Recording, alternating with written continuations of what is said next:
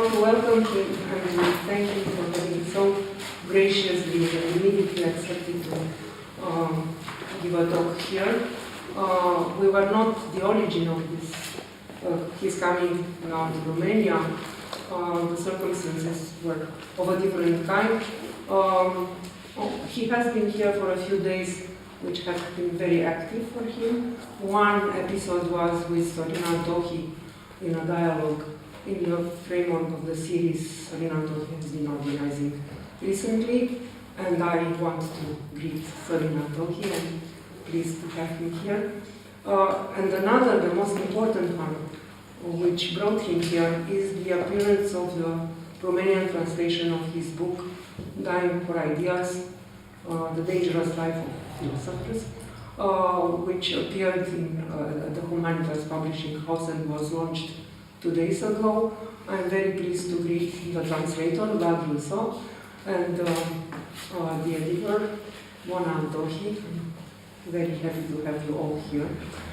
This has been the first translation of a book by Costică Brădățan in Romanian, but it has not been his first book in Romanian. He started his career in Romania. He had his first training in philosophy here, and then he started writing.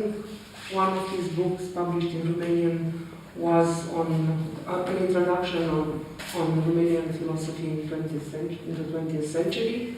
But there were others and translations as well. I think he also got a prize for one of his books during his early years. He then moved on to Durham University to write his PhD, which was on Berkeley and on the ancient and medieval sources in his thought. And I think that this was the origin of his first book published in the United States, which was another Bishop Berkeley, an exercise in enchantment, I think. In re-enchantment, sorry. Yeah. He has been very active during his time, not just in the USA, where he's teaching. As you saw, we have circulated some information on him, and I don't want to repeat all of it in any case. But as you may have gathered, even from this short presentation, he has been very active not just in the United States and in Queensland, in Australia, where his other academic attachment is, but as a guest lecturer, as a teaching assignments, as a recipient of scholarships and grants, etc., all over the world. I think he has been from Australia through Japan, India, Turkey, I don't know, Budapest, Sofia, skipping Romania, to France, whatever, and back to the United States. So he visited the whole world, and the book, which I mentioned, was published, I think, in 14 translations of some such figure. So he's a world traveler, and while he was doing all this, he has been also writing for periodicals such as the Los Angeles Review of Books, New York Times, Times Literary Supplement, etc. He is also in charge of a series of publications, very recently for Columbia University Press. It's No Limits, it's in that way. And another one, which I want to mention for reasons I'll explain, at the Bloomsbury Publishing House, Philosophical Filmmakers.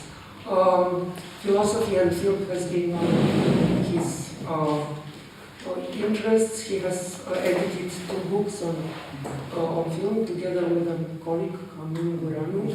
One was on sacrifice in cinema, and another one on the religious trends in East European film. And I'm mentioning his interest in film, which is also can be also seen in the contributions to the journals I mentioned, because there are among our fellows people who are interested in this connection and even are preparing a symposium to take place in June here on philosophy and film, so I thought it would be of interest to some of you. But in these reviews, he has also been touching upon the writings of writers of Romanian origins. Norman Mana, Berta Müller, for instance, have been among the people he has been repeatedly writing about, but also Max Blecher. He has written a very nice review on Marius Henze's book on Dadaism, etc. And he is now preparing 2 books. One is called Against Conformity, Reinventing the Lost Art of Cynicism, and another is In Price of Failure, A Manifest for Humility. And this last one is directly connected to the talk he will be giving us today. He will give us an inkling of what the book is about, and I'm eager to listen to him, and I'll give him the floor. Thank you so much. Thank you so much. I hardly recommend myself. Enough to very flattering poetry. And thank you all for being here. I should probably start by giving a sense of the context of the background. Just like it's been said, I'm working on 2 books, and one of which, the bigger one, is called In Praise of Failure. It's basically a philosophical phenomenological approach to failure, from the Gnostics to Heidegger and John and so on. And when you write a book on the philosophy of failure, sooner or later you end up having to talk on the philosophers, the failures of the philosophers themselves, because they tend to fail big time. So I ended up producing a short text, a short essay, and I had to figure out where to place it within that book. And somehow there's no place for it. And I published it elsewhere in a magazine. And an editor, a publisher, saved out from my misery and suggested to write a brand new book starting from that particular point. So today I will be sketching. I will be presenting some bits and pieces from that second book. It's called Against Conformity. It's quite a bold, well, you can tell later. It's a cynical take on contemporary philosophical scene. What I'm presenting is actually some samples from the piece. I'm going to use some of my notes because to give you a sense of the flavor of the text. The book is non-fiction. It's creative non-fiction. You will not see that many references, scholarly references. There will be a machine, a philosophical critical machine in the background, but the foreground is some kind of prose, which I hope makes sense and can be easily digested. So with that, I'm going to start. There'll be a narrative introduction, and then there'll be 3 steps. I'll be making 3 points, and the conclusion. I'm going to have time to talk, to have a conversation on the issue. Diogenes the Cynic apparently had to flee his native city of Sinope because he was caught in a scandal involving the defacement of Sinopean currency. He managed to save face, though, and switched from a failing career in counterfeiting to a more promising one in philosophizing. Diogenes would always remember fondly his early life of crime, when, years later, someone in Athens reminded him of the restamping scandal. He hit back proudly, I quote, "But it was because of that, you rich, that I turned to philosophy." The 2 career paths didn't always stay separate, however. Diogenes would boast, for instance, that his skill at restamping coins came in handy when he embarked on his great philosophical project of re-evaluating all the values of Athenian society. As for the supposed anguish of exile, and the drama of uprooting, he felt none. Indeed, philosophically, exile is nothing but a great opportunity, which a true philosopher cannot afford to miss.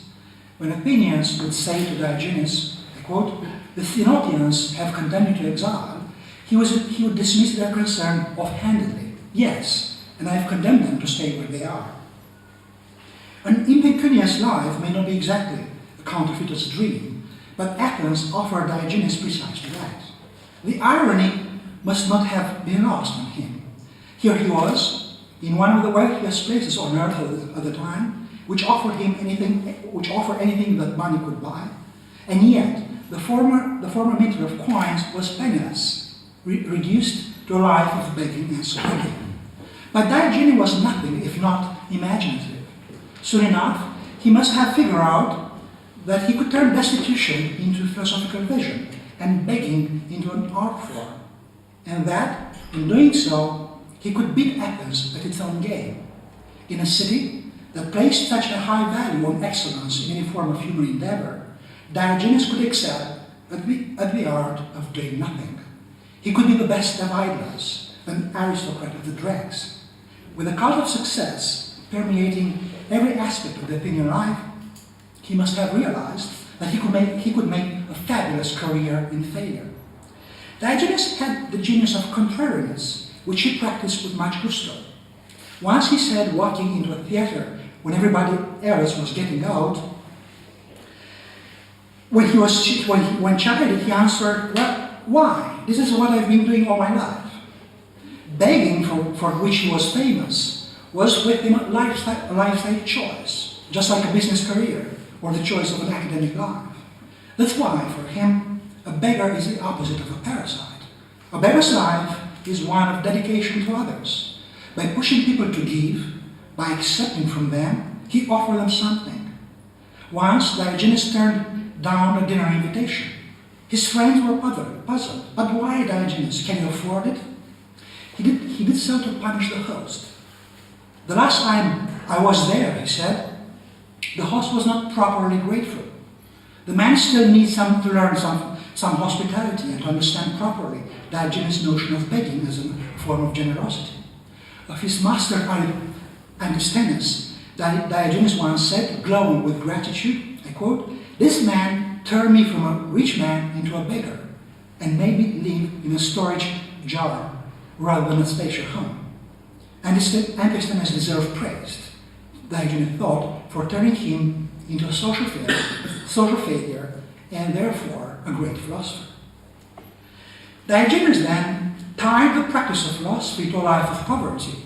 When someone asked him what he got from philosophy, he replied, "To be rich without having an oboe." The philosopher has many lessons to learn from the beggar. Lessons, for example, about the meaning of attachment to things, of dislocation, precariousness, and weightlessness. As well as a contrarian, Diogenes was a master of radicalism. In the final analysis, he found Socrates wanting, lukewarm, and compromising. Socrates was still too attached to things. He had a pleasant commerce with the world and cared about success, reputation, and social appearances. The former minter of coins complained that Socrates, I quote, "Socrates had lived a life of luxury, for he had devoted too much concern to his little house and his little coach and his sandals." In Diogenes' eyes, that made Socrates suspect of selling out. Yet Diogenes was Socrates' follower, insofar as he took it as his philosophical mission to put the Socratic ideas to push the Socratic ideas to their breaking point. When Plato called Diogenes a Socrates gone mad, he may have said more than he meant to. Diogenes actualized much of what in Socrates was only virtue. Whereas Socrates shows some philosophical disregard for social convention, Diogenes broke them gleefully. He would regularly masturbate in public and used to say, if only one could put an end to the hunger by rubbing one's stomach. To the utter anarchist that Diogenes was, Socrates' respect for laws and social order must have looked awfully petit bourgeois. Granted, Socrates was a straight talker, but Diogenes took parrhesia to its unbearable limit.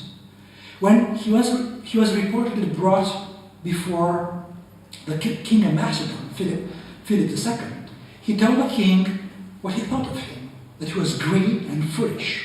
Impressed, Philip let him go, the report says.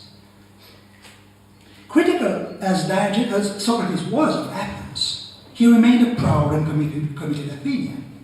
tied to his site of birth, to his place of birth. Not only did Diogenes poke fun of both Sinope and Athens, but when asked when he was from, he would say that he was a citizen of the world. In a certain sense, Socrates was still provincial, if of a metropolitan kind. His knowledge of the world was mostly based on hearsay. Diogenes, on the other hand, had seen the world, took it in, and digested it. He decided on its worth by feeling its taste in his mouth, in the way he must have judged the worthiness of coins.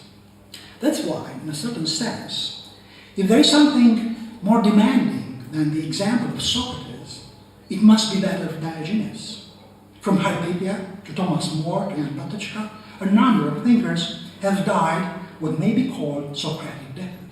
But fewer, if any, philosophers have managed to live a life like Diogenes. That many of his sayings, Diogenes' sayings and deeds, are apocryphal is telling.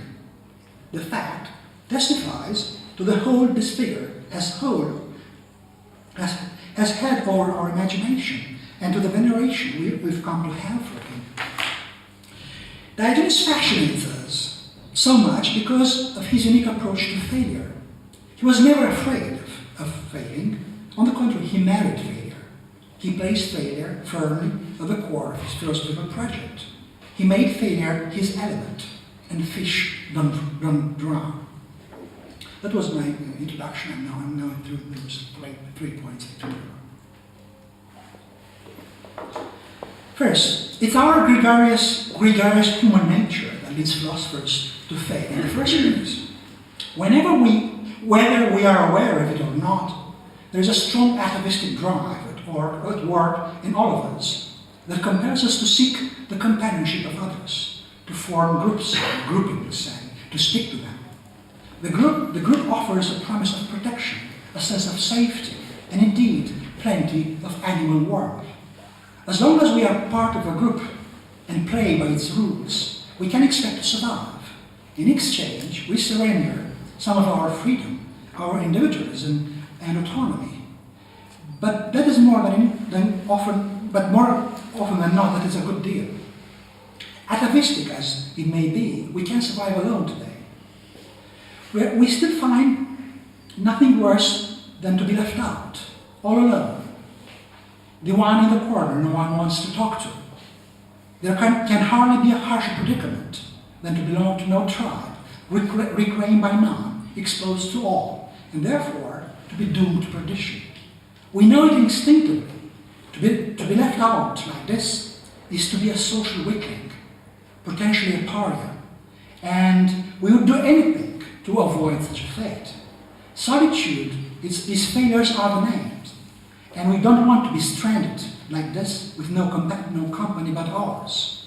Solomon Ash famously showed the extent to which we conform to groups' pressures, even in the smallest things. Anything is better than to be left with ourselves alone. As a group, philosophers, human or human as they are, play the social game as well. They always have. The isms throughout the history of philosophy arise as much from the philosopher's identification with a larger family of kindred minds as from a need to belong to an influential group, something to offer that sense of security, protection, and empowerment that only a home can. This was true of the ancient students who joined one philosophical school or another in search of wisdom, as it was about the medieval or early modern students who faithfully followed their magister from university town to university town.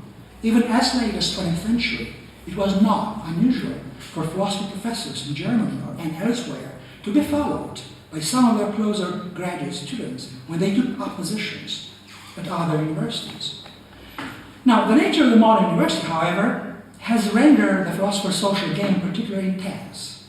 Their playing over the last century or so has become at once more refined and more self-destructive. Academic philosophers will rarely admit their gregariousness. We are fiercely independent, intentionally iconoclastic, aren't we? We understand that we stick together Because philosophy is all about debate and argument, isn't it? And because truth-picking is a collective enterprise, and philosophizing dialogical in nature. True enough. A dialogue, however, is a conversation between equals. And while genuine dialogues do take place between academic philosophers, the most pervading and consequential form of interaction here is a fierce, sometimes shouted, sometimes whispered, but just as often teeth-clenched silent, conversation about power. About who has it and who doesn't. What are the best ways to get it and to keep it? Who is in and who is out? And other similar interrogations. The remarkable thing about this conversation is that it is highly performative. Power is being produced, gained and lost, increased or weakened as the conversation takes place. It may start being between equals, but the conversation begets inequality. It increases the power of few to the detriment of many. It vitiates the interaction between those involved and seriously alters the nature of philosophizing itself. This power includes that over funds, resources, opportunities, academic credentials, positions, and recognitions, but more subtly and more consequentially for those involved. This power is power over the meaning of words. In his memoirs, Hans Jonas recounts how once, while he and Hannah Arendt were teaching philosophy at the New School of Social Research in New York, the dean of the graduate faculty there asked some philosophers from the University of Chicago what they, the Chicago philosophers, made of Arendt's and Jonas' work. Proud as the dean must have been of his star employees, he was in for a cold shower.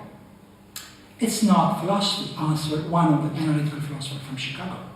It's interesting, also good to have, and there should be departments that work on such things. I'm in favor of all that.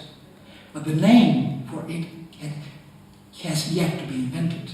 I wouldn't know what it should be called. I do know it's not philosophy. Now, that's about Arendt and Jonas. The power to give names, as those crushed by it, know only too well, is among the greatest powers that there are. What you do, what you've been doing all your life, even the name of your own calling, is something others have, who have that power can decide. Equally important, this is also a power over the definition of success and failure. The power to name is also the power to issue scales and rankings, lists of winners and losers. The closer one is to the site of this power, for us, for academics, universities, academic journals, and presses, founding bodies, the more successful one is judged to be. And since no one wants to be thought a failure, social mobilization that these definitions and rankings trigger is a sight to behold, a most spectacular stampede. Everyone flocks there. No one wants to be left out. To get there, no costs are too high, no sacrifices too small, no expenses unaffordable. Most of those involved in the academic game are fascinated to the point of intoxication by the almost otherworldly prestige of this power. Everything that stems from it seems truthful, ennobling, worthy, and worth pursuing. What a generous giver this power, what a wonder. Not only does it confer upon you an identity, but it also gives you a sense of your own worthiness, a promise of redemption. It delivers you from your worst nightmare, the prospect of failure. And that's precisely where we fail. For all this flocking is fundamentally foreign to the genuine quest for truth. It falsifies the nature of philosophizing and turns the philosopher into something else. Caught up in this game, a philosopher becomes a politician, a courtier, a clansman, a henchman, a tribe chief, anything but a thinker. The political game alienates a philosopher from what philosophy is fundamentally about, causing what is said, or much of it anyway, to be dictated not by the exigencies of philosophizing, but by an alien force. The lodestone has shifted from truth to power. And the philosopher's integrity, the most precious things he has after all, is in serious danger. And since integrity is one of those things one loses only once, he stands to lose quite a bit. When this happens, rather than coming from a sense of existential crisis or from philosophical obsessions, an authentic impulse to communicate something important, writing becomes a highly significant gesture. It's all political calculation and strategy, defense or preemptive strike. His word is a word, and through his text, the writer manifests his presence within a certain power structure, his willingness to play along and not to cause trouble, his general availability for the cause. The philosopher chasing this kind of political success may be working on a wide range of trendy topics, but he's always flexible, ready to bend and adjust as needed in order to please those in power, to silence adversaries, to win over new adepts, to be a good soldier. In a sense, this is, we have to admit, a spectacular performance, for it's done almost invisibly, always between the lines. That's where the power game is played out. Otherwise, his writing is about obscure topics and metaphysics, new argument for free will, trolley problems, the greatest good in Plato, or the latest developments in the philosophy of mind. But it's written politically, not philosophically. Its success is its failure. This is, of course, the case not only with philosophers. Scholars from other fields fail precisely in the same way. Their work is political in that it serves purposes alien to the quest for truth itself. What makes the philosopher's failure particularly crippling is the fact that beyond its moment of sociability, philosophy, at its core, is a profoundly private exercise. There can hardly be anything gregarious about the way one's self puts itself in order, struggles to find meaning in a senseless world, and strives to understand itself and its workings. Philosophizing happens when we are at our most intimate, and it's vital that this encounter takes place in the right setting. Michel de Montaigne talks of a room behind the shop, arrière-boutique, as the proper stage for this process. For him, this space, the space of this encounter, is so private that not even family members are to be allowed in. I quote, "We must reserve a back shop, all our own, entirely free, in which to establish our real liberty and our principal retreat and solitude. Here, our ordinary conversation must be between us and ourselves, and so private that no outside association or communication can find a place." End of quote. Outside the room behind the shop, philosophy can occupy a social space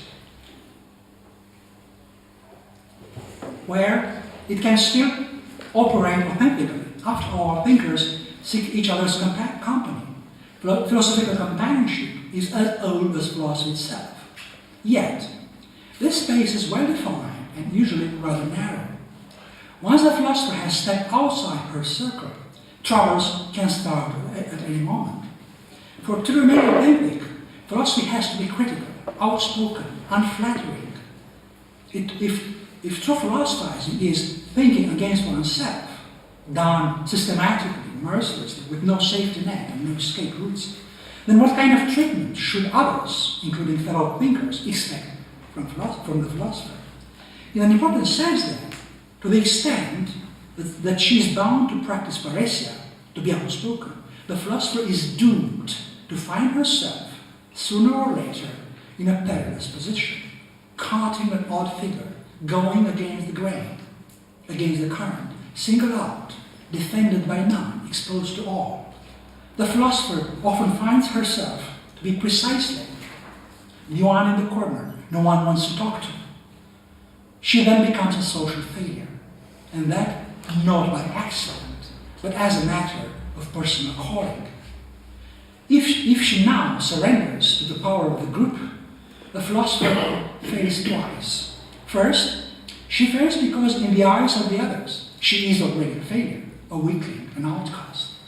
Then Then she fails because she doesn't know how to be a failure, how to use the outsider's privileged position for philosophical purposes. For philosophically, to be a failure is a very important thing to be, almost a blessing. You can suddenly afford to look at everything with new eyes. To the failure, the world is stripped off of all its secrets. So far from being crushed by her social failure, the philosopher could put it to an excellent use, to gain insight into the workings of the mind, into the affairs of the human society, the abyss of the human soul. Provided that she knows how to exploit it, the philosopher's social failure could make her a richer, more penetrating and original thinker. For it's originality that's the primary victim here. To play the political game, philosophers have to be good sport. A good sport, as they say, to avoid standing out and to tune down all their idiosyncrasies and personal oddities. But that's a devastating loss, because very little can be accomplished in philosophy without these things that render our experience of the world personal and make us exactly who we are. Philosophers may need to be rational, but not necessarily reasonable. The history of philosophy would be a huge landscape of boredom without the philosopher's crazy ideas. A certain dose of madness may be the lifeblood of philosophy. That this is so is illustrated indirectly by the reasonable philosophers themselves, the good sport variety, seeking to avoid any negative attention, uneager to challenge the received wisdom, to puzzle and annoy, caught up in the political game. The worst thing that can happen to them now is to attract the derision and mockery of their peers. That will be the end of their game. The long-term result is the vast expanse of blindness in academic philosophy, as conspicuous as it is depressing, even as the attendance at conferences grows. The philosopher's gregariousness comes with its own punishment. You can't be philosophically original and politically smart at one and the same time. You can't have your integrity and eat it too. Speaking primarily of artists, André Gide observed once, and I quote, "The real value of an author consists in his revolutionary force, or more exactly, in his quality of opposition. A great artist is of necessity a nonconformist, and he must swim against the current of his day." In an important sense, then, a great philosopher is no different from Gide's artist. It's the quality of her opposition that renders her message penetrating and efficacious. That makes her a genuine philosopher.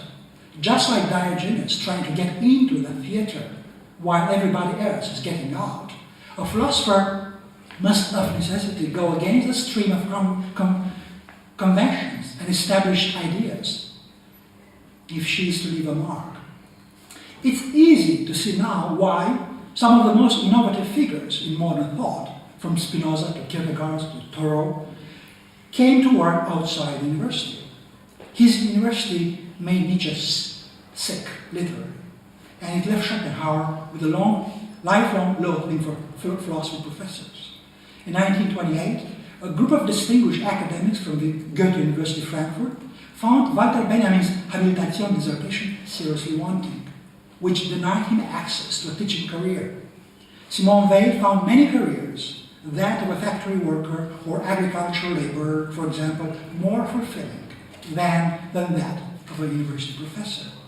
With characteristic self-irony, Choran enrolled at the Sorbonne as a doctoral student in philosophy, with the sole purpose of having access to the university's inexpensive cafeteria.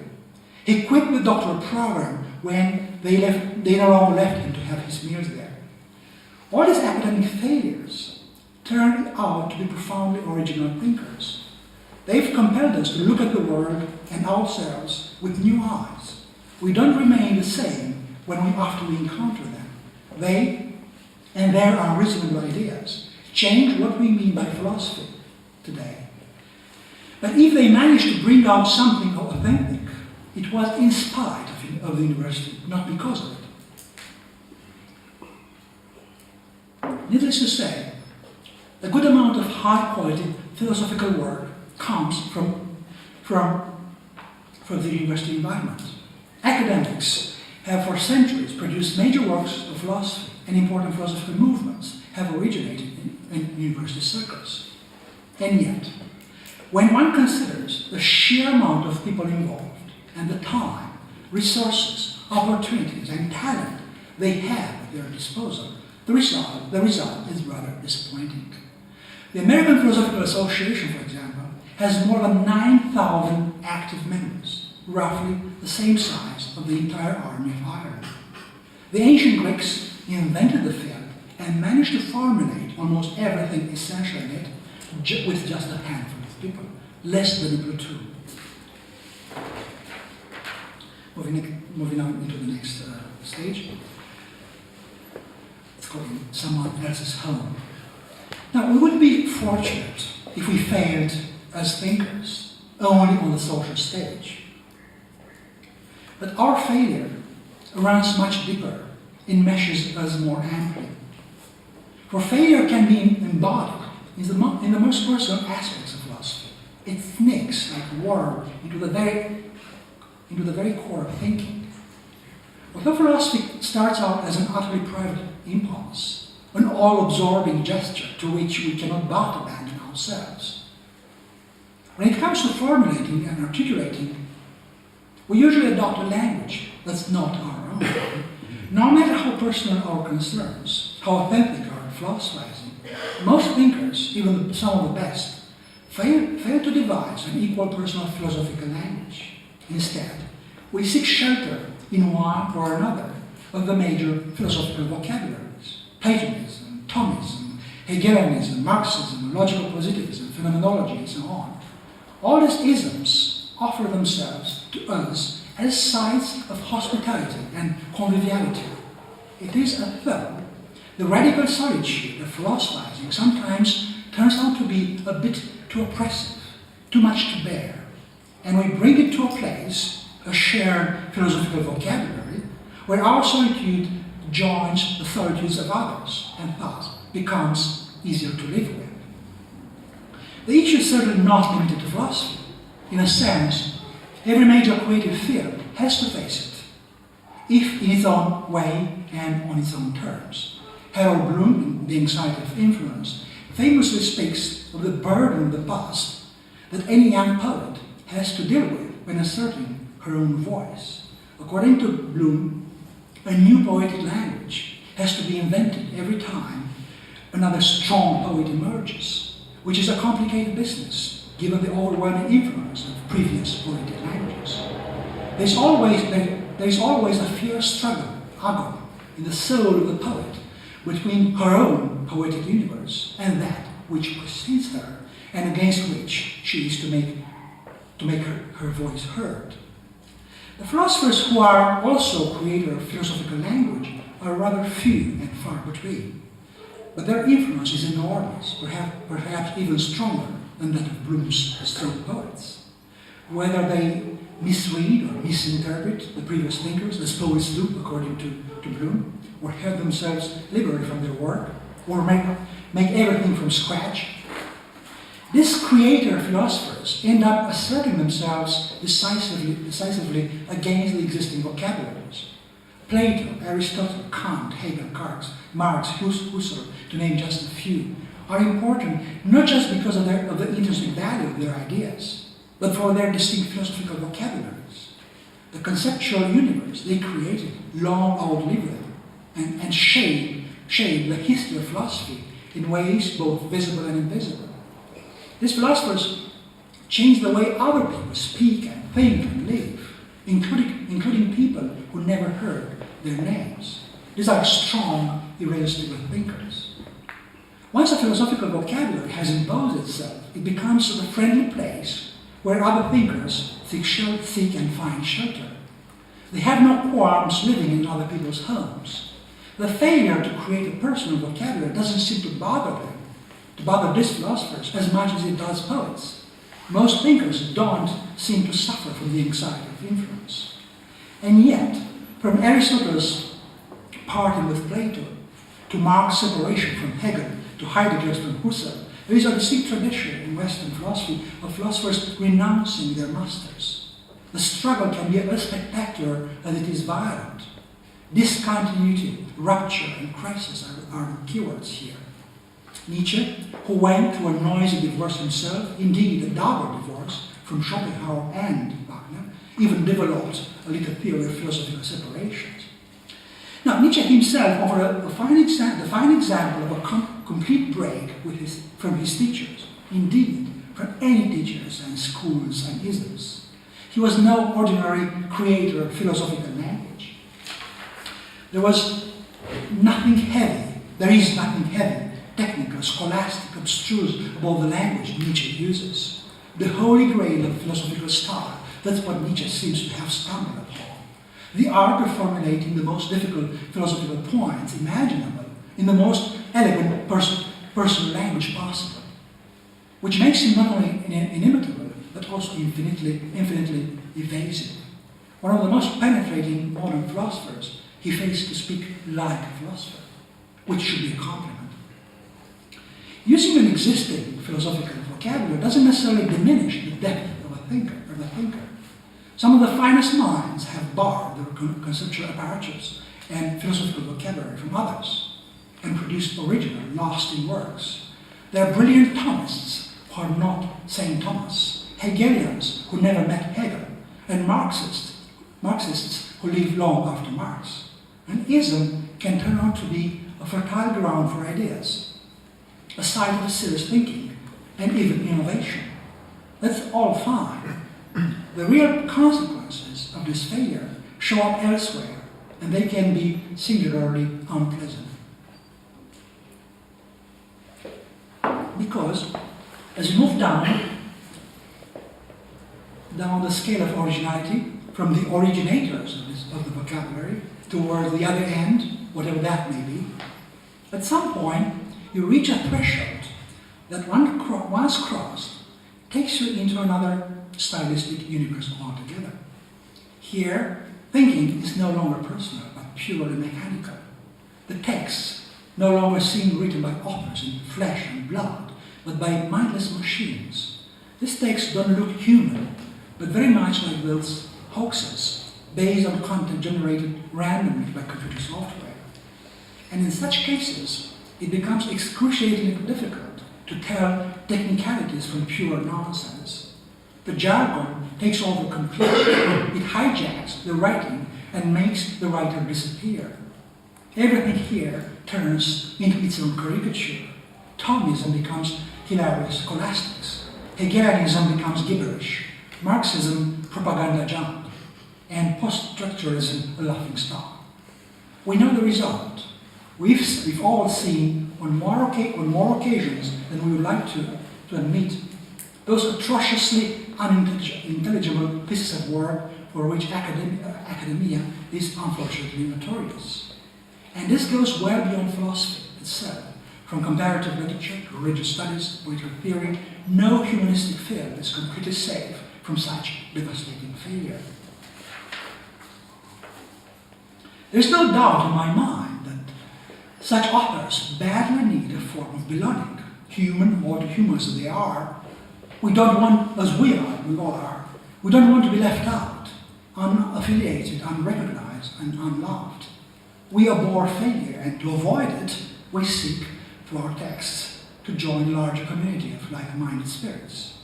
Yet, what we produce exhales a profound sense of intellectual alienation, as painful to read as it is impossible to follow. The companionship we hope to find by writing those texts turned out to be no companionship at all. It's just the optical illusion created by the jargon that drowns our thinking. We seek to flee from ourselves, hide and bury ourselves under all that imposing pile of incomprehension. And that's precisely where failure awaits us. Again, we fail precisely because we are so afraid of failure. In a certain sense, however, all these vocabularies, those of the landlords, thinkers, and those of their tenants, the genuine ones as well as the imitators, the great personal stars, as well as the incomprehensible ones, are nothing in the end but the expression of what may be, the greatest philosophical failure of all, the failure to keep quiet. In the face of the cosmic muteness, doomed as we are to deal with the great silence, whatever we may say, however great, must be nothing but small talk. Nothing we could possibly utter can make a difference. All our attempts, our essays, are doomed to fail. The humble silence, that may be the ultimate philosophical success, the highest accomplishment of all. But to dwell on this too much would be rather self-defeating. And with that, I'm moving into the final stage of the debate. Finally, philosophers fail out of Puritanism. Out of a misplaced quest for purity, they mess up everything. Let me use a little story here. When the new Sufi master came to Baghdad from his native Nishapur in Khorasan, his fame has long preceded him. He had, the story goes, quite a reputation for his high spirituality and unique approach to Ihsan, perfection, but also a reputation for his unorthodox ways. Some had heard fantastic rumors about him, outrageous things, but when pressed for details, they professed ignorance. Be it as it may, on that February morning, not only a small group of aspiring disciples, all well-dressed and well-behaved, their manner appropriately pious, if perhaps a trifle too theatrical so, all gathered at the inn to welcome him. Disciples and city folks of all stripes, shopkeepers and passing peddlers, jewelers and perfume makers from across the street, even teachers and students from the nearby university. As time passed, however, the crowd was growing impatient. The sheikh, the master, certainly took his time. As always, on such occasions, among the expectant crowd, there were also beggars and bombs and other good-for-nothings. One of them turned out to be particularly annoying, all in rags, unkempt beyond description, and smelling badly of wine. He must have strayed away from this Jewish or Christian quarter, some whispered. The bomb was drawing closer and closer to the pious-looking, anxiety-ridden disciples. Taking his time, between hiccups, he examined them intently, one by one, which made the boys, the future disciples, even more nervous. The last thing they wanted was to be found out by the great master in such unholy proximity. Thank goodness, it now appeared that the bomb was drifting away. As he was doing so, however, he addressed himself to the embarrassed youth in such sober, educated Persian that their prayer beds suddenly froze in the palms of their hands. "I've come for nothing," the things said. "What am I to teach you? By the looks of you, you've all reached a state of purity compared to which I am nothing. My ways are messy, my teaching tentative, and my quest, far from being pure, always gets entangled with my flesh, with my earthiness, and my complicated commerce with the world. I am a failure, whereas you, just look at you. You seem to dwell with the angels already. Now, if you excuse me." And with that, the bomb slid out of the inn. It was then, the story adds, that people at the inn realized that the master they had been waiting for had just left them.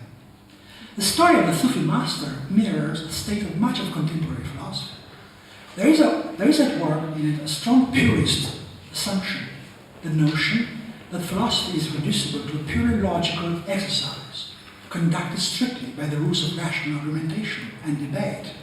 Whatever is not translatable into argument is irrelevant.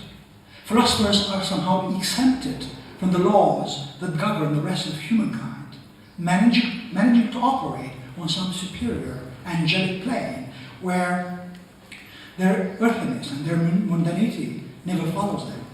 And that's precisely where they fail. They fail because philosophy has never been only about rational argumentation. It would be the saddest things if it were, and it would not have lasted that long anyway. What makes philosophy such an endurable affair in the West, as well as in the East, is that it engages not only our cognition, but also our imagination, emotions, artistic sensibility, religious impulses, in short, our being complicated, messy, impure creatures. To be human is to be always caught in existential entanglements, to have to deal with hybridity and messiness of all sorts.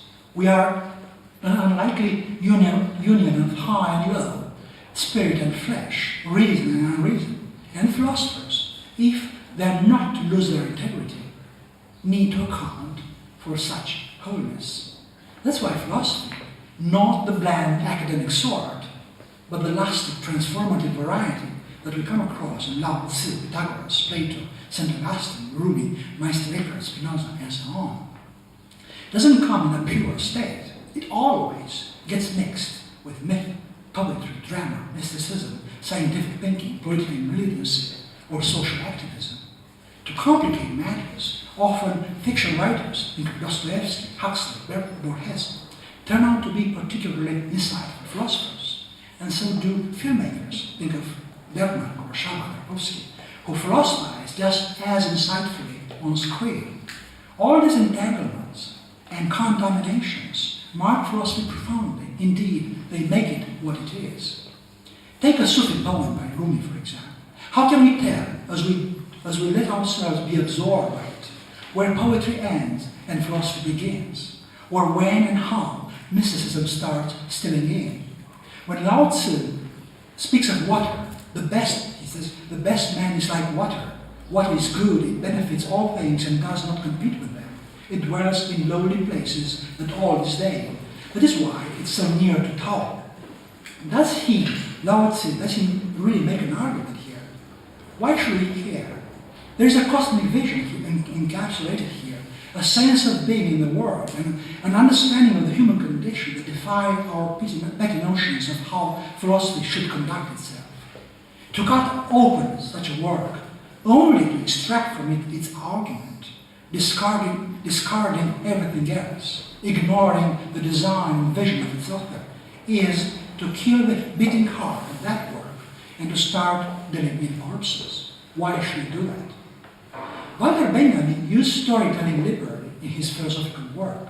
He created fictions, long and short, or borrowed them from others. And this was no whim.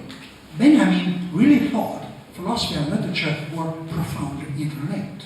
He speaks of the epic thought of truth and relates it to the art of storytelling. Humans are narrative-driven creatures for whom form is as important as any content. We can make sense of ourselves and the world in which we live only insofar as we can weave narratives about ourselves and the world. Sartre, who knew a thing or two about philosophy and literature, wanted in his work to be both Spinoza and Stendhal.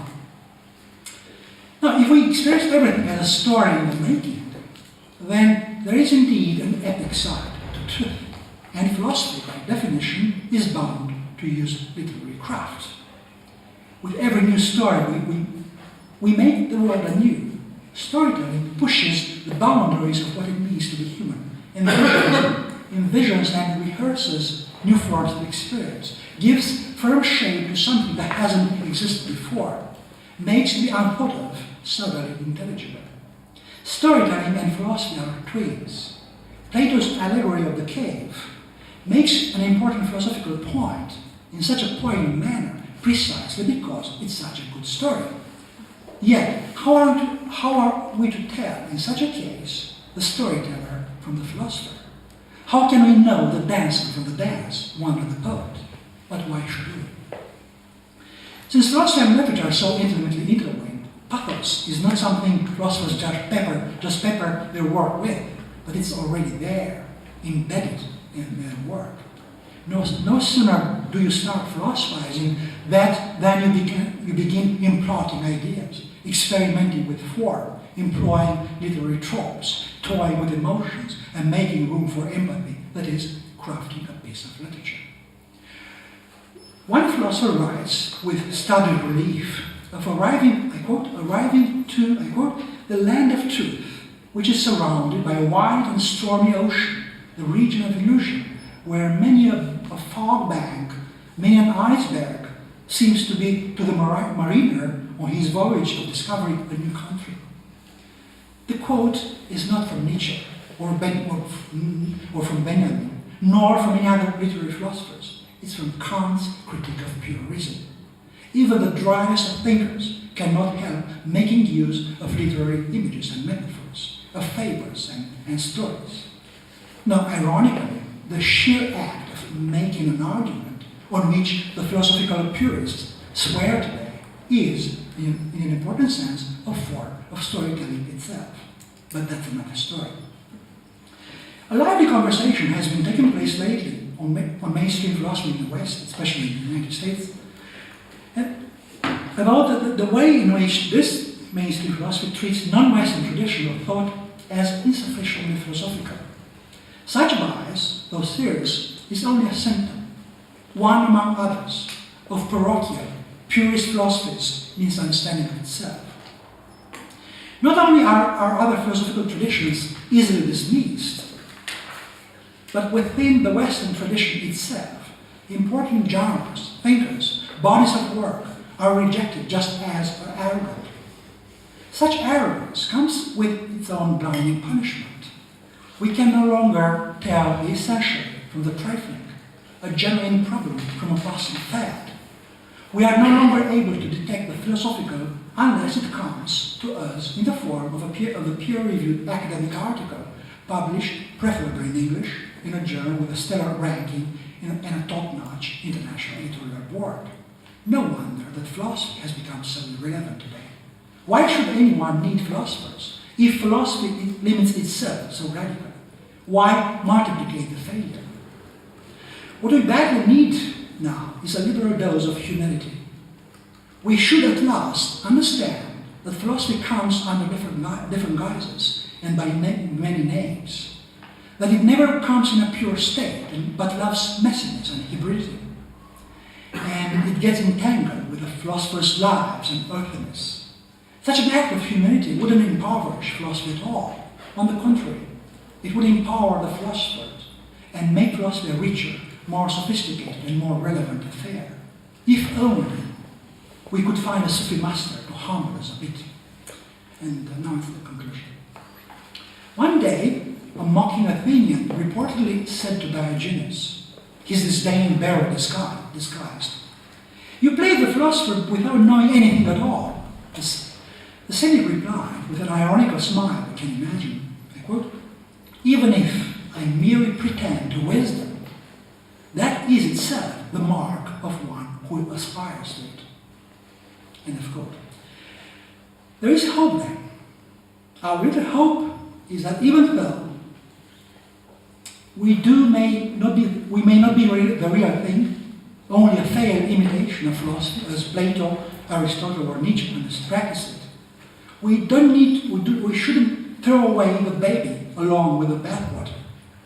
To move from the copy to the authentic, we have to redefine our relationship to failure.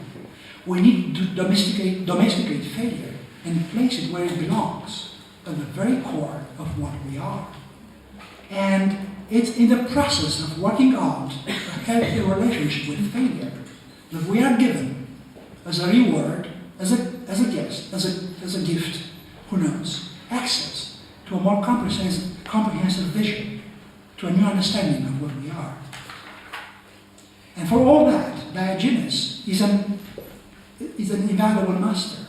We can learn from him, not just how to defeat failure and live with it, but even how to thrive off it. For fish don't drown, far from it. Thank you.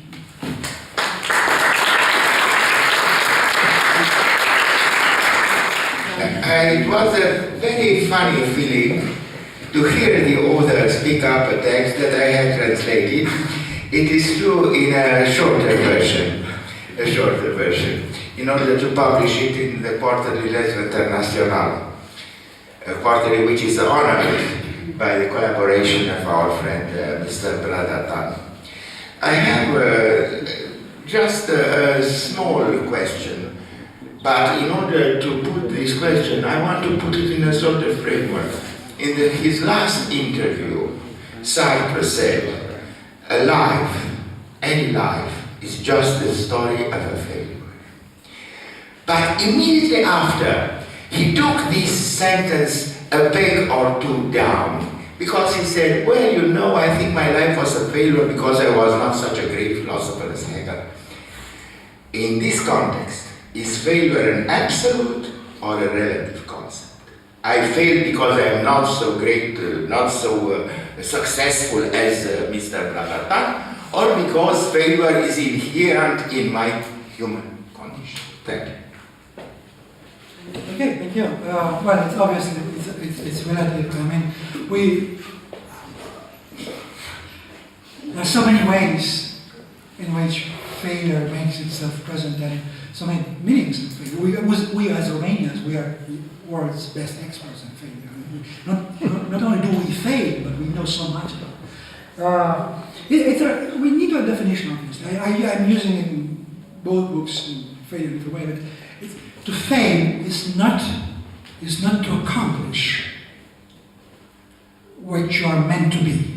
We have is not to reach the whole potential with which you are born. So each one of us is born with a different makeup and with different capabilities and so on. So we shouldn't compare ourselves to some absolute standards. It's just each one of us has a certain space of movement and fulfillment, exactly. So to fail is not to reach your own potential. It's not to get where you are supposed to, where you can. I think that's it's operational. It's not always. I mean, it's much more complex, but it's operational. It's a relative concept. Romania is vastly more famous for its beggars than for its philosophers. But there was an instance when the two came quite close, and that was Cioran. Cioran was a beggar himself, quite literally so. He was begging. At some point, yeah. Yes, in many instances, and he was also being offered all kinds of things by. And there's a point when you do not need to beg anymore because people know that you are in need, and so those who know about it, they just give you things. He was also a recycler of things. He would give them away himself.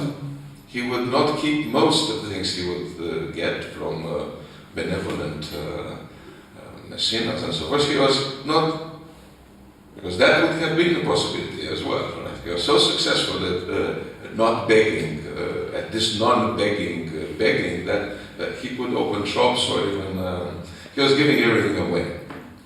But he came quite close to it. This is the only genuine example where the two characters converge. Not just because he had a high appreciation of beggars, of those who were just beggars apparently.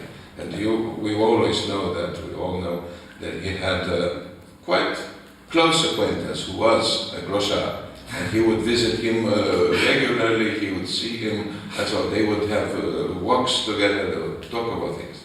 So that is the genuine meaning of that. But I'm mostly concerned with the extraordinary success of those who play the cynic with the cynical cynics, with these people who are the jesters, the buffoons, the necessary, the loyal opposition to their majesties and so forth, and they are the most problematic, and we have always met them, we know what they look like. Those who use it quite cynically, because there is a need for all this show of the philosophical and scholarly establishment to have beggars, to recuperate them, to use them, to occasionally celebrate them. What do you make of that? Of this cynical cynicism, which in fact is a form of extraordinary social and professional success for many, those who understand that in order to thrive, the establishment of the philosophers, the discipline, needs such people, and we always meet them. And the eccentrics, I wouldn't name names, but if I were to be pressed, I will give you a few. Those who are just so intelligent and so cynical that they are on the same jet set with the power breakers and the gatekeepers. I think more often than not they are in the business class seats, whereas the power breakers are in the economy class. And we could immediately write up a list of those. What do you make of those? I haven't thought of it. I mean, I'm aware. So in the current plan, structure of the project, I don't have a place for them. But I am aware. I need to get there. I need to get there. I need to get there. Thank you. Thanks a lot. I do agree with many things in your talk, but however, I have some difficulty to see what to put up with the main point, because my impression is that you start from focus on failure, okay, which seems to be a very prescriptive kind of stand, and then you move slowly towards a very open sort of liberal kind of stand where you are in praise of acknowledging hybridity and diversity and the multiplicity of styles and so on. So I wouldn't have necessarily a problem with the last thing, but concerning the first thing, which comes up quite often again and again in your paper, I mean, one way in which you can fail is obviously if you set up your purpose and then you fail to achieve it, right? Or someone sets up a purpose or imposes a task and then you fail to achieve that. But then the question comes whether you are not in the position to deny it, to not appropriate that purpose. I mean, otherwise, you're in the position of meeting someone who's trying to make a violin, and then you come to him and say, but you failed to make a trumpet, right? So, in this way, I mean, I think many, someone who's trying to devise, let's say, a formal account of X, right, may very well reply, it's not the business of a formal account of X to account for the social, political, aesthetic implications of X. Okay, the first issue... and then there is another point, but I could wait, perhaps. Okay, yes, I'm aware what you listened to here was a combination of two papers, basically. So the transition is not very smooth, and I'm aware. I just want to give you a sample of what the book will be like. So it's the first part was about power and the sheer vocabularies and so on. And then I moved into the third phase of my argument, which was about failing out of a need of purity, which doesn't fit exactly, may not. It may, I mean, but anyway, in a bigger, in the final project, it's going to be different. So it's just an impression. You had access to different parts of the same project, not to one continuous. It's just, we had some frame. The other thing is my main concern here is about definitions of failures as what happens when others, just like you said, what exactly is society? There is definitions of failure and success typically are imposed, invented and created and imposed by the other, by society. And there is a politics, here there is a politics of failure. It's not exactly in the terms you suggested. I asked you to do that, but you instead did that, the other thing. In the sense of creating a framework of false expectations, or creating a sense of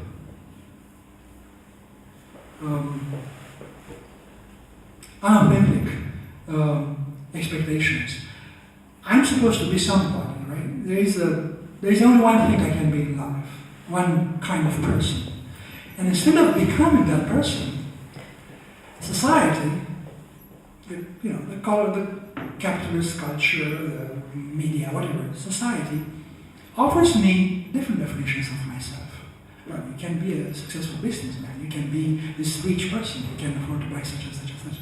So I am offered a wide range of successful me, my versions of myself. And the risk here is to lose my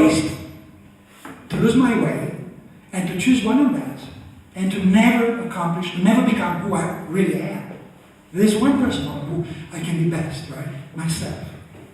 And that's my concern. I'm not sure I would go there, but it's my concern is just politics of success and failure. So what I'm doing in this book is to undermine the whole conversation about failure and success as created, as imposed by the mainstream. Because I don't need to be that kind of successful person. I want to be myself. It's in this push for societal defined success, there is a serious risk that we can never become ourselves. It's a fundamental. I think it's one of the greatest dangers we face today. Because we are overwhelmed. We are flooded with better versions of ourselves. So we're perfect, wonderful versions of ourselves, of which, none of which is what we are. I'm not sure if I'm interested. Yeah, it's just perhaps that some analytic philosophers fulfill their most inner and authentic possibilities of becoming themselves. But I don't want to stay too much on this. But just a brief point, which goes in fact in line, I think, with what you said. In the beginning, also in line with this, what seemed to me a sort of overestimation, perhaps, of the question of failure. It seemed that you presupposed a sort of view of philosophy according to which philosophy was meant to either provide the truth or to account truthfully for something. But there are alternative views which go more in the direction of the end of your paper, according to which philosophy is more like a style of approaching something. And in that sense, it comes closer to, perhaps, if you want, art. So the whole question becomes, does it enlighten you? Does it move you? Does it do something with you? Does it change your life in one way or another? And that sort of moves the focus from confronting schools of philosophy. Is it too formal? Is it too analytic? Is it too logically informed or whatever? Well, maybe that can change one's life, and so on. Yeah, again, I gave you that wrong impression because the paper is two papers, basically. So this is, I should give you more information about the project. It's a critique of contemporary philosophy. It's localized. The book is coming with, in the States with Princeton University. It has a target audience. It's the philosophical community of today, of the English-speaking community. My main target would be the formal, analytical kind of philosophers, and I'm coming from a more historically informed, continental European kind of understanding of philosophy.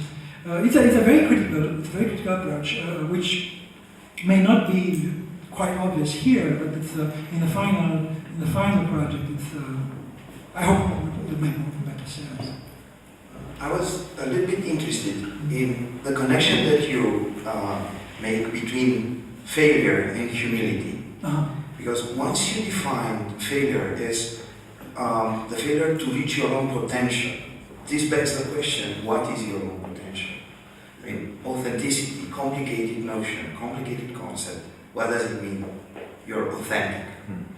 If being authentic is accepting yourself as you are, scrapping all the superimposed concepts of society, then the only thing that you have to do is to just say that you didn't fail.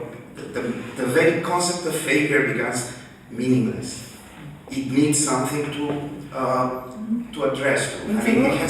It has to be something outside yourself that you have to compare to yourself with. You do, because it's a long process. It's not one day you have this sudden realization that well, I don't need societal definitions or whatever. It takes perhaps a lifelong, it's a lifelong project. I'm going to reach that point at the very end. It's a very long process. Know thyself, nothing shall. Yeah. And then how comes humility into this equation? It comes humility is very important because it's at the center of one of the books, it's a manifesto for humility, because it's the key, it's the entry point into the whole phenomenology of failure. But anyway, they're totally interrelated. When I failed, on a personal plane or collective, when you fail collectively, or something around us fails. I'm elsewhere. I'm using the example of a plane engine, right? You are flying, and suddenly one of the plane engines breaks off, and you are in real danger of dying. It's a technical issue, and there's a serious possibility that the plane is going to collapse. That's a failure. It's not your failure. Maybe a design failure of some engineer, but it's in the things, right? That's just one example. Then you realize how small you are. Just a piece of metal, a piece of machinery can destroy. The failure of a piece of machinery can put you out of business forever.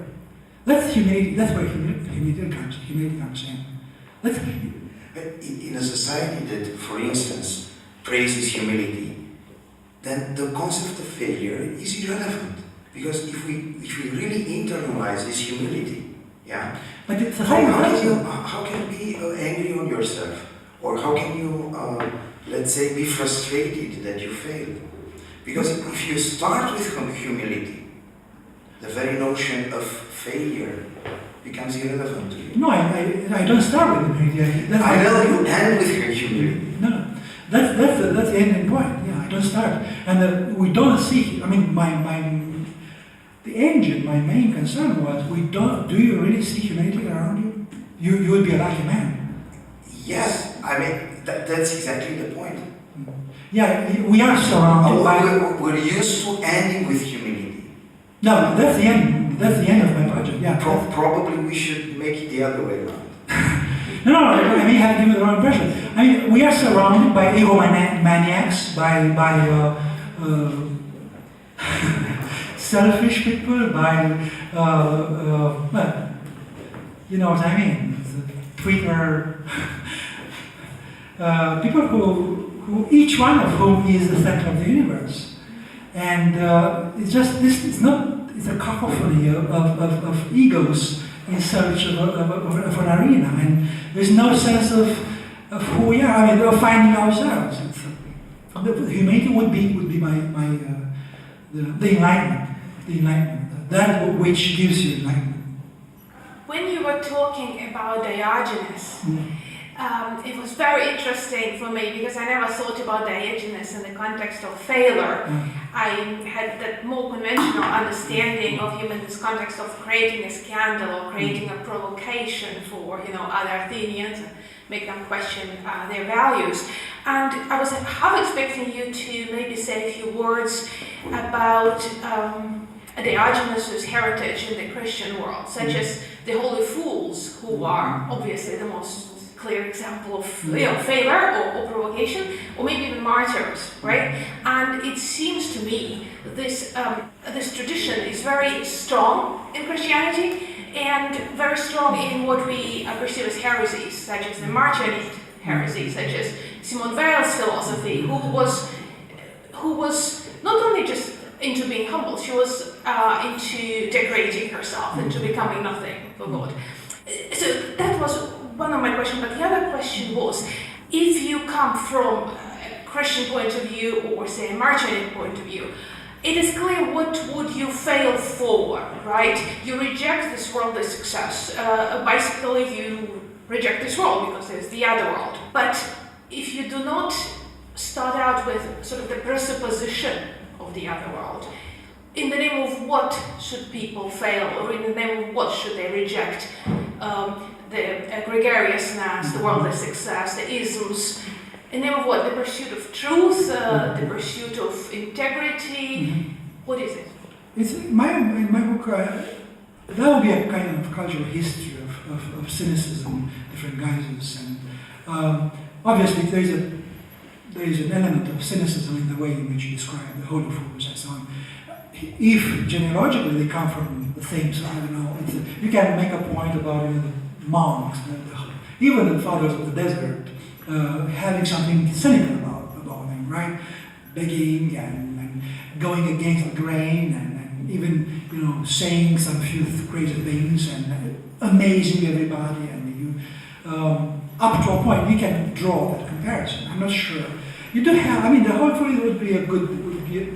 That's a good counter, a good parallel in the modern world. We do have, if you are curious, a fantastic case in Romanian literature. There's a book called The Life and Opinions of Zacharias Richter. We just come in the English translation. It's of course it came out in Romanian in 1969, and now it's been translated in English. Really, it's a good translation. That's a really good example of modern cynicism. The guy, Zacharias Richter, is a fiction, obviously, based on some real guy, but it's a very interesting remaking of Diogenes in 20th century. The other thing is, in the name of what? If you operate within a kind of lay context, secular context, I would easily say in the name of self-realization. I really want to know who I am. I think that's quite enough. I mean, because it's so difficult to do, to accomplish, just finding yourself with self-realization, becoming who you really are, which happens so rarely, and I think it's enough. It does have to be the name of heavens, the name of God. If you operate within a religious context, you'll have what to strive for. But within a secular, if you are an atheist, I would say living your life and reaching its end with an understanding of who you've been, that's quite something. It was very interesting for me to hear your ideas, and I'm thinking that failure is a cultural construct, right? So it has many meanings. So it's not a philosophical concept, it's not a psychological concept you are reaching to. It's just something to compare to. My question is more personal to you. When did you fail as a philosopher in the academic context? Well, is it any authentic yourself in this paper? Well, I think I failed a few seconds ago when I didn't answer. Please share that with us. It's very human and very authentic. It's very productive to be a failure. No, I fail. I mean, there is no point in pointing to the specific. We fail all the time. Even I failed to frame my answer in the proper way before. I mean, I'm still thinking of a better way of doing that. You said it's a social concept. It is, but it's also real. It's real. I know there is a huge pressure from that direction, but doctors who really know what they are talking about, they talk of organ failure, heart failure. That's not a construct. That's real stuff. In Gnosticism, if you go, well, it's an interpretation. It's a philosophy. They say it's beautiful. I'm using that in my book. This word, existence, cosmic existence, is a mistake. Has been born out of mistake. It shouldn't have been that way. That's why it is so imperfect. Perfection, I mean, only nothingness is perfect.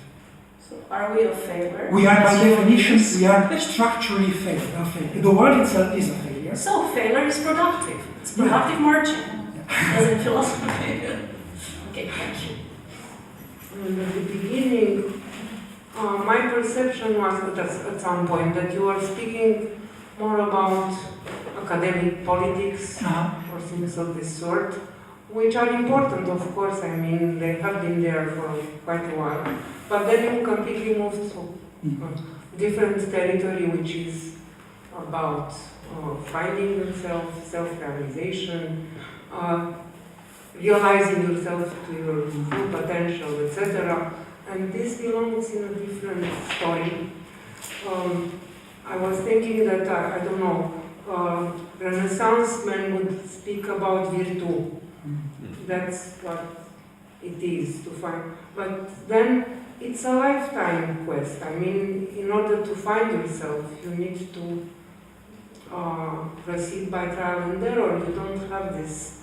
It's not transparent to you what you are, who you are. It only becomes transparent to you in as much as you try being various things and are not satisfied with this. And this is what? A kind of internal measure, internal discretion, I don't know. What dictates the moment when you find yourself having self-realized for yourself, etc., or does it happen? So this was one. Which of course is not a secular concept, self-realization. As well, but we are in a secular world, and I don't think that Costică Brădățan was necessarily putting this question within a world filled with God. I don't know.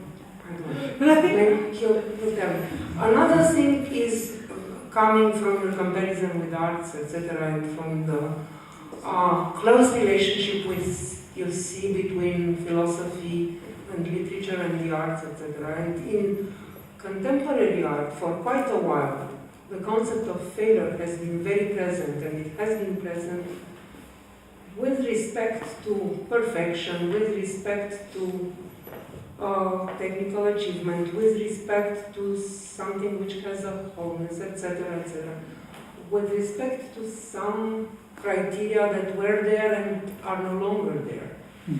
And so I somehow I don't know, re-articulate questions which were asked before, how do we make, what do we make of failure in philosophy? I fully understood the last part of your talk, and I'm in great sympathy with how you see philosophy and what it should be, but I can't really work all these things together, all these threads together. They somehow don't gel. I need to learn more about failure now. And I am aware, I've heard things, but I really need to have some schooling there. Yeah. The other thing about, I don't think there is such a gap. It's university politics, it's about the profession, right? And then self-realization. If you are an academic, if you work within that space, that's where you lose or find yourself. I mean, I happen to be, right, one actor in that work, and I think I am really concerned about who I am and who I can be. And probably in a way, this book is a way of helping me realize how can I stay safe from all that pollution that comes from university politics and that outrageous power that corrupts everything.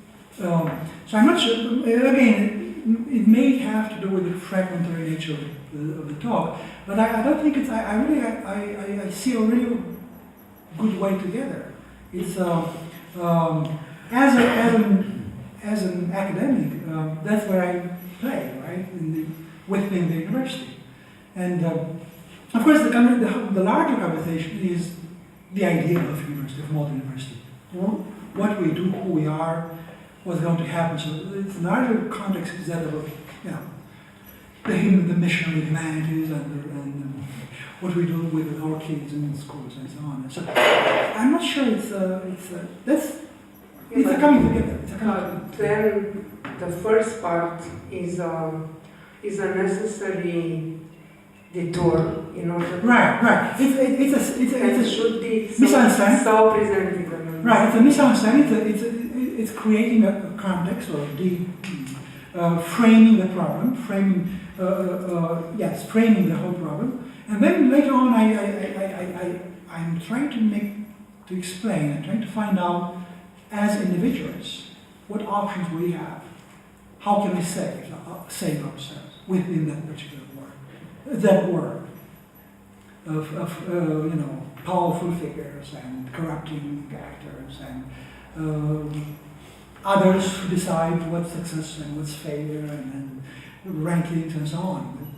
Because that university politics is a big deal. If you work for a university politics is a big deal, and you are affected. Whether you are a part of it or not, you are affected, even if you try to stay out.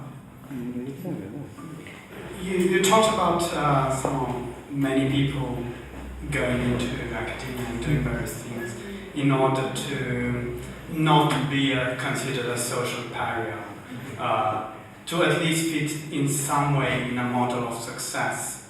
But suppose that one really wants to find out what one is and rejects any sort of power that is imposed on one and tries to do one's thing in one's own way. But that's a very, very high risk of not succeeding in doing what one wants to do. So obviously not everyone becomes a sort of Nietzsche or anything like that.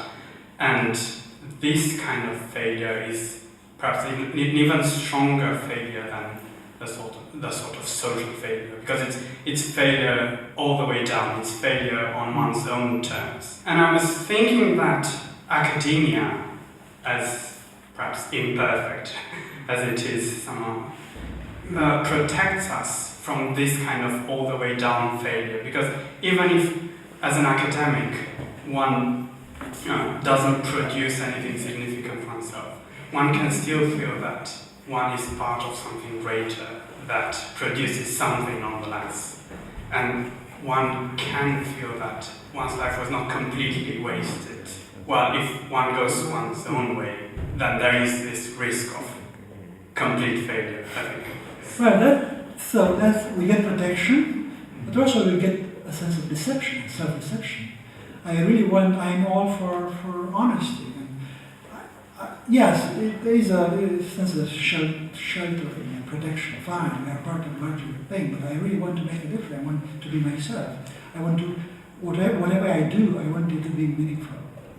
So I want to know what's my part in this bigger thing, however small my part is. Actually, let's take Nietzsche for example. Yeah, he gave Nietzsche as an example. Do you think Nietzsche wanted to become Nietzsche? No, he didn't. Yeah, Nietzsche didn't want to become Nietzsche. How so? He was Nietzsche. He didn't have to become himself in a certain way. I mean, so he was when he was born. No. Throughout his life, he didn't have this idea of him becoming something, I don't know, different. He was himself. But he's the guy who says, who talks about becoming who you are. That he was obsessed with that very notion. To be yourself, it's a process. It takes a while. Thank you so much.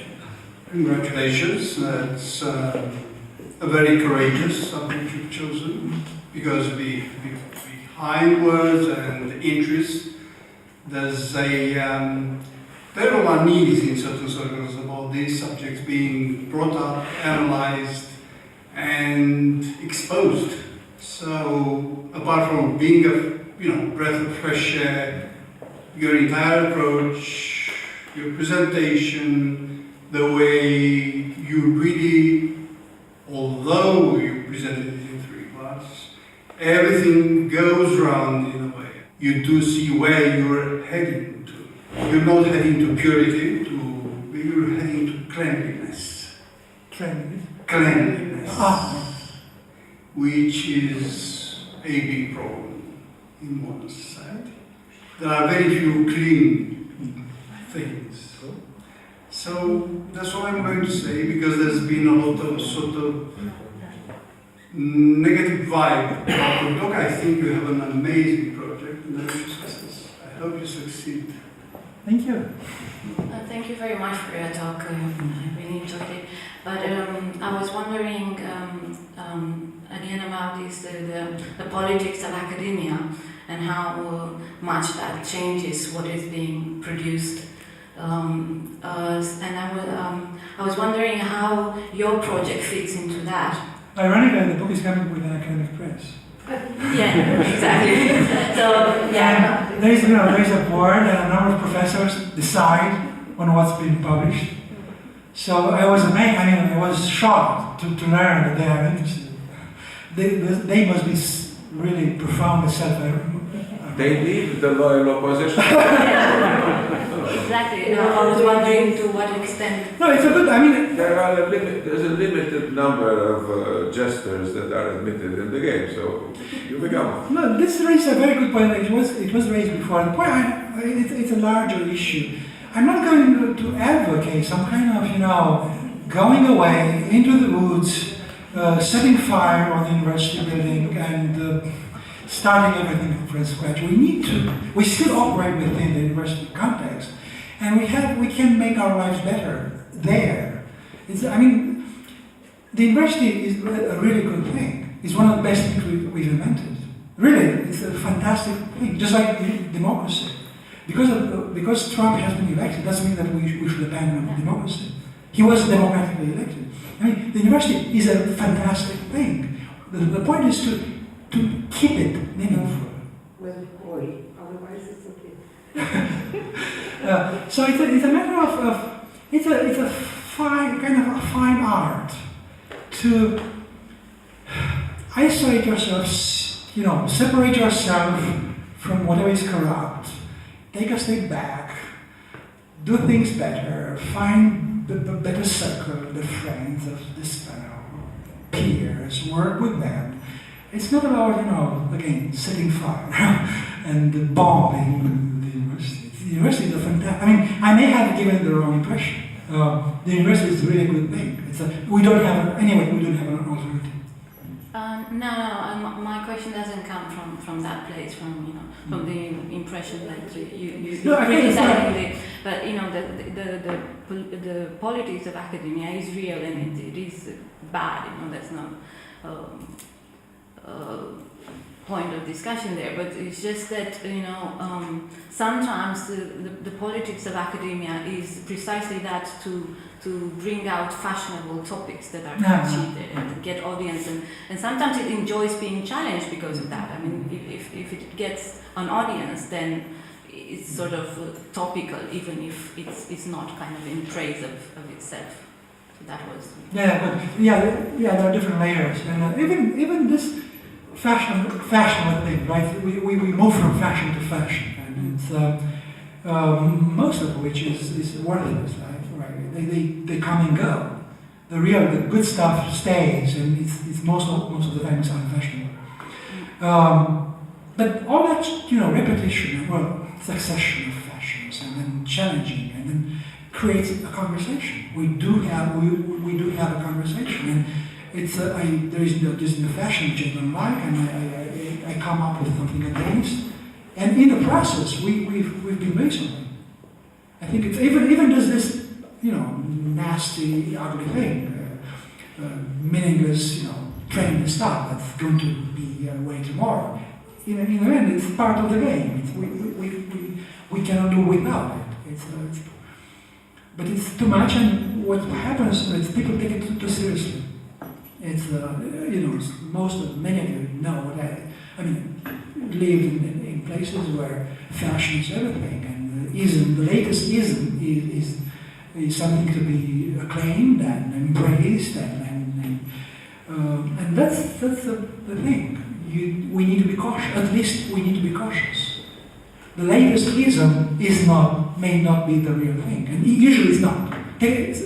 Statistically, the latest ism is not necessarily the best thing. The good things happen rarely. Thank you very much. We are looking forward very much to reading your books. And for the moment, I'd like to invite you to some wine and pretzels, as this is habit of the house, both for your innermost self and for the failed self. Thank you.